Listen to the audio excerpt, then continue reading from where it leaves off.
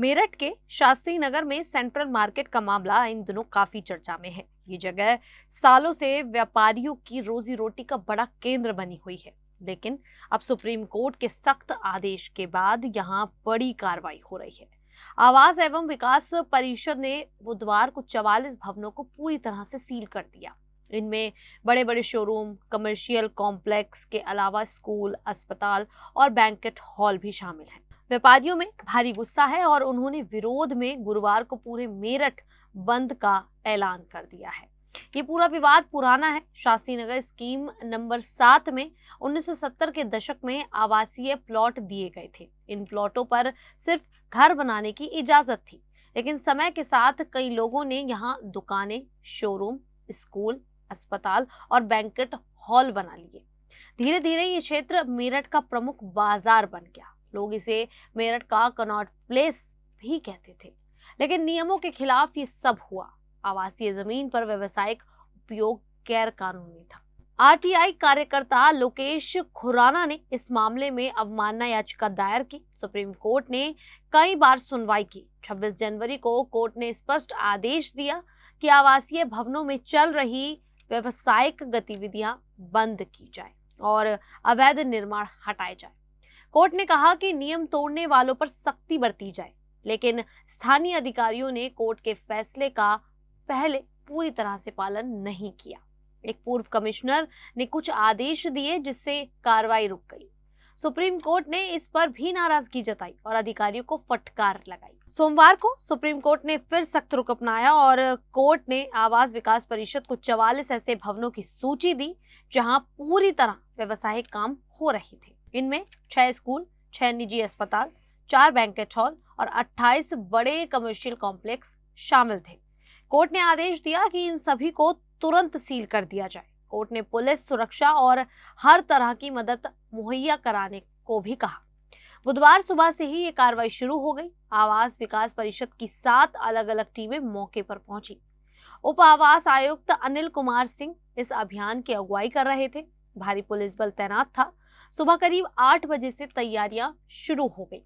9 बजे के आसपास सीलिंग का काम शुरू हुआ। जैसे ही सील लगाने की प्रक्रिया चालू हुई, व्यापारियों ने सड़क पर बैठकर विरोध प्रदर्शन शुरू कर दिया। उन्होंने सरकार और प्रशासन के खिलाफ नारेबाजी की और पूरा इलाका तनाव से भर गया। प्रदर्शन के दौरान एक व्यापारी अशोक गिरधर अपनी दुकान सील होते देख अचानक बेहोश हो गए। उन्हें तुरंत एम्बुलेंस से अस्पताल ले जाया गया। इस घटना से अभियान थोड़ी देर के लिए रुक गया। शाम को डॉक्टर ने बताया कि उनकी हालत में सुधार है। व्यापारियों का कहना है कि वे अपनी बरसों की मेहनत को इस तरह उजड़ते नहीं देख सकते। कई दुकानदार भावुक हो गए। कुछ स्कूलों और अस्पतालों में भी हड़कंप मच गया। अस्पतालों में मरीजों को शिफ्ट करना पड़ा। आवास विकास परिषद के अधिकारियों ने कहा कि वे सुप्रीम कोर्ट के आदेश का पूरा पालन कर रहे हैं। उन्होंने बताया कि 44 भवनों में से ज्यादातर में मंजूर शुदा नक्शा भी नहीं था या फिर नक्शे से ज्यादा मंजिलें बना ली गई थी। आग की सुरक्षा के इंतजाम भी कमजोर थे। कोर्ट ने कहा कि ऐसे अवैध निर्माण शहर की योजना को बिगाड़ते हैं और आम लोगों की सुरक्षा को खतरे में डालते हैं।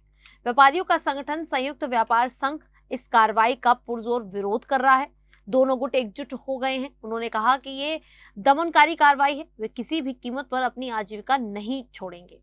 आर पार की लड़ाई का ऐलान कर दिया गया है। गुरुवार को यानी कि आज मेरठ बंद रहने का ऐलान किया गया। सभी बाजार बंद रहेंगे। व्यापारियों ने अपील की है कि पूरा शहर इस बंद में शामिल हो। ये मामला सिर्फ मेरठ तक सीमित नहीं है। ये पूरे देश में अवैध निर्माणों और नियम तोड़ने की समस्या को उजागर करता है। सुप्रीम कोर्ट ने कई फैसलों में कहा है कि अवैध निर्माण को नियमित नहीं किया जा सकता, भले ही सालों से चल रहा हो या उसमें करोड़ों रुपए का निवेश हो।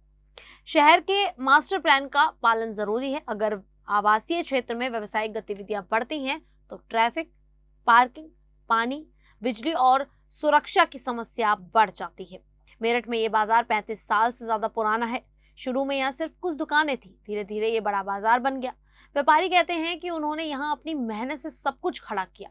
सरकार ने भी पहले कई सालों तक इसे अनदेखा किया। अब अचानक सख्ती हो रही है। व्यापारियों का आरोप है कि भ्रष्ट अधिकारियों ने पहले तो निर्माण की इजाजत दी या आंखें मूंद ली।